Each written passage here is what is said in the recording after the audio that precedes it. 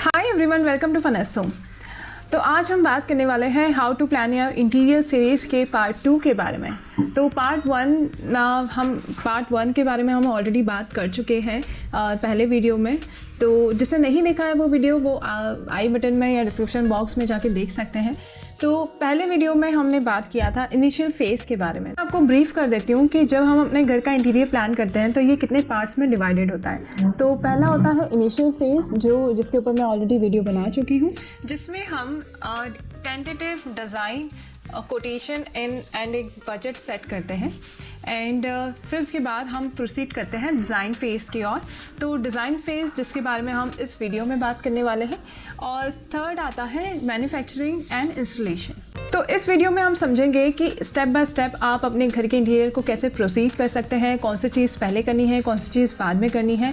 So without any further delay let's get started. तो अगर आपने इनिशियल फेज़ ऑलरेडी कर लिया है, अगर आपने इनिशियल फेज़ में एक टेंटेटिव डिज़ाइन और टेंटेटिव कोटेशन सेट कर लिया है, तो अब आप डिज़ाइन फेज़ में एंटर कर सकते हैं।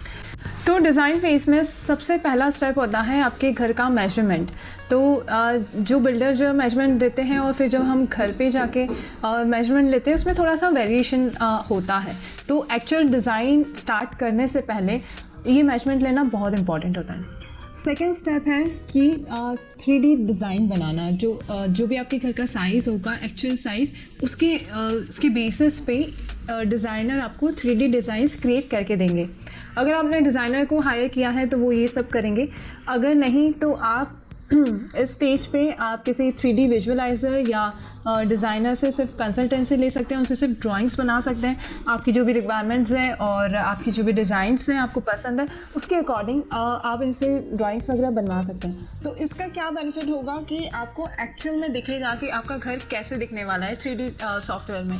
तो कि क्या जो आपने डिज़ाइन सेलेक्ट किया है, क्योंकि कई बार क्या होता है कि अगर हम किसी सोशल मीडिया प्लेटफॉर्म या पिंटरेस्ट से कोई डिज़ाइन पसंद करते हैं तो वो डिज़ाइन जब हम हमारे घर पे बनाते हैं तो वो काफ़ी अलग लगता है, क्योंकि जो पिंटरेस्ट पे जो डिज़ाइन होते हैं उसमें काफ़ी लाइट्स होती हैं और हो सकता है कि उनके घर का एरिया बड़ा हो तो, और हमारे घर पे एरिया इतना नहीं हो। हमारे घर की जिस वॉल पे आप कोई फर्नीचर बनाना चाह रहे हैं, सपोज़ अगर आप टीवी यूनिट बनाना चाह रहे हैं तो वो टीवी यूनिट थोड़ा सा हैवी आपने सेलेक्ट किया है, और अगर आपकी वॉल इतनी लेंदी नहीं है तो माइट भी वो इतना अच्छा नहीं लगे। तो जब आप 3D डिज़ाइन बनाते हैं तो आपको एक्चुअल में पता चलेगा कि कि वो एक्चुअल में वो जो डिज़ाइन आपने सेलेक्ट किया है कि वो कैसा लगा, तो उसके हिसाब से आप वो चेंजेस कर सकते हैं। तो मैं आपको यही सजेस्ट करूँगी कि आप 3D डिज़ाइन ज़रूर बनवाइए। दूसरा स्टेप, जब आप 3D डिज़ाइंस बनाना स्टार्ट करेंगे उससे पहले आपको इस चीज़ का ज़रूर ध्यान रखना है कि आपको एक थीम सिलेक्ट करना है। कलर कॉम्बिनेशंस वगैरह तो बाद में आता है। थीम मतलब कि आप मे बी आपको ट्रेडिशनल थीम पसंद हो, मॉडर्न थीम पसंद हो, या आपको बोहेमियन थीम पसंद हो। तो इसमें क्या होता है कि फ़र्नीचर के साइज़ और शेप्स भी अलग अलग होते हैं। अगर आपको मिनिमलिस्ट पसंद है तो उसमें इतना ज़्यादा फर्नीचर का यूज़ नहीं होगा, थोड़े से कम फर्नीचर और मिनिमल डिज़ाइन होगा, स्लीक डिज़ाइन होगा। तो ये चीज़, अगर आपको कर्वी डिज़ाइन ज़्यादा पसंद है, राउंड ज़्यादा पसंद है, तो आपके फर्नीचर में वैसे राउंड रहेंगे या आपका कर्वी शेप का कोई फर्नीचर रहेगा। तो इस टाइप से ये आपको थीम डिसाइड करना बहुत ज़रूरी है। तो यहाँ पे मैं आपको एक टिप देना चाहूँगी। जब आप एक थीम डिसाइड करते हैं, जब आप अपने घर का एक्चुअल डिज़ाइन करना स्टार्ट करते हैं, तो आप कई बार होते हैं आपके फ्रेंड्स फैमिली के घर अगर ऑलरेडी किसी ने इंटीरियर करवाया होता है तो आप वहाँ जाके भी देखते हैं, आप उनसे इंस्पिरेशन लेते हैं, तो जो कि एक अच्छी बात है। लेकिन आपको उन्हें फॉलो नहीं करना है कि आपको उनसे कॉम्पिटिशन नहीं करना है कि उन्होंने ये करवाया तो मुझे भी ये करवाना है। It's not like that. आपको बस ये चीज़ का ध्यान रखना है कि आपको क्या पसंद है, आपकी फैमिली को क्या पसंद है, आपकी क्या बेसिक रिक्वायरमेंट्स है जो आपको इंटीरियर करने के बाद आपको एक कंप्लीट फील देगा और साथ ही आपको एक कंफर्ट फील करवाएगा और आपके सारे पर्पसेस को फुलफ़िल करेगा और साथ ही ये बहुत एलिगेंट भी लगेगा। तो आपको ये चीज़ पे फोकस करना है। आप बिल्कुल उनसे इंस्पिरेशन लीजिए, उन्होंने कैसे करवाया, क्या करवाया है, लेकिन आप कीजिए वही कि जो भी आपकी रिक्वायरमेंट है और जो आपको पसंद है, क्योंकि घर में पर्सनल टच देना बहुत ज़रूरी है। जब कोई भी आपके घर में आए तो उन्हें कुछ अलग लगना चाहिए, आपकी पर्सनैलिटी रिफ्लेक्ट होनी चाहिए आपके घर के इंटीरियर से। उन्हें पता चलना चाहिए कि आपकी क्या पसंद है, क्या ना पसंद है। तो वो अगर आपको कोई गिफ्ट देते हैं तो उन्हें समझ में भी आएगा कि उन्हें वो आपको क्या गिफ्ट दे सकते हैं। तो अपना एक पर्सनल टच ज़रूर ऐड कीजिए और बस अपनी रिक्वायरमेंट, अपनी फैमिली की रिक्वायरमेंट को ध्यान में रखते हुए अपने इंटीरियर को प्लान कीजिए। फिर जब आप डिज़ाइन करना स्टार्ट करेंगे, बहुत सारे चेंजेस होंगे डिज़ाइंस में और कोटेशन में भी बहुत चेंजेस होंगे।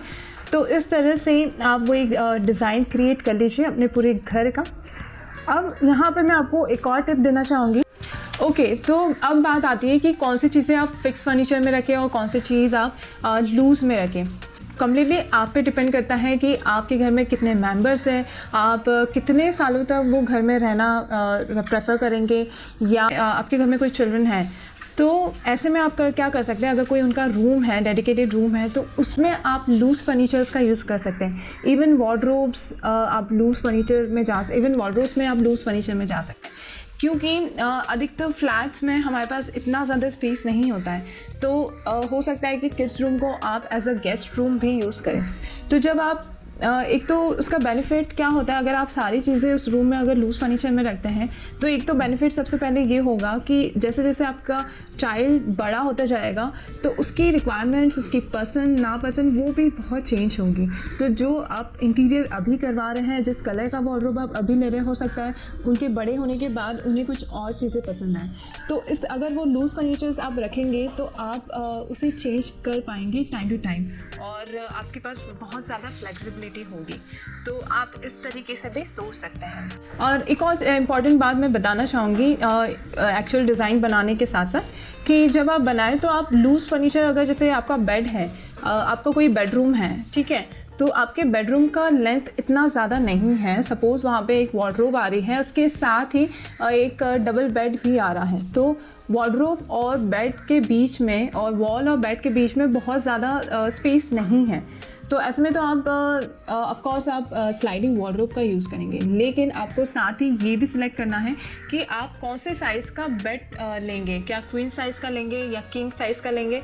क्योंकि अगर बहुत ज़्यादा कम स्पेस बच रहा है तो आपको बेड का साइज़ थोड़ा सा कस्टमाइज़ करवाना पड़ेगा या उसको छोटा करवाना पड़ेगा, या तो जो वार्डरोब है उसका जो डेप्थ रहेगा 2 फीट इसका डेप्थ रहता है, तो उससे आप थोड़ा सा कम उसे कर सकते हैं, बेड को थोड़ा सा कम कर सकते हैं। इस तरह से आपको एक walking space, enough walking space मिलेगा। तो ये चीज़ आप लूज़ फर्नीचर, स्पेशली अगर जहाँ पे एक छोटा सा रूम है, तो आप लूज़ फर्नीचर भी उस टाइम पे देख लीजिए। और आप अगर ऑनलाइन परचेज़ कर रहे हैं लूज़ फर्नीचर, तो आप उस साइज़ को अपने साइट पे लेके जाइए और एक टेप लेके जाइए, और टेप की हेल्प से वहाँ पे मार्क कीजिए कि आपका बेड और आपका जो वार्डरोब है वो कहाँ पे फिनिश हो रहा है, और आपकी जो बेड है उसका पूरा आप मार्क कर दीजिए एक टेप से, और फिर देखिए कि कितना साइज़ आपके पास बच रहा है। तो ये आपके प्रोसेस को बहुत ईजी बनाएगा। तो आप इस चीज़ का ज़रूर ध्यान रखिए।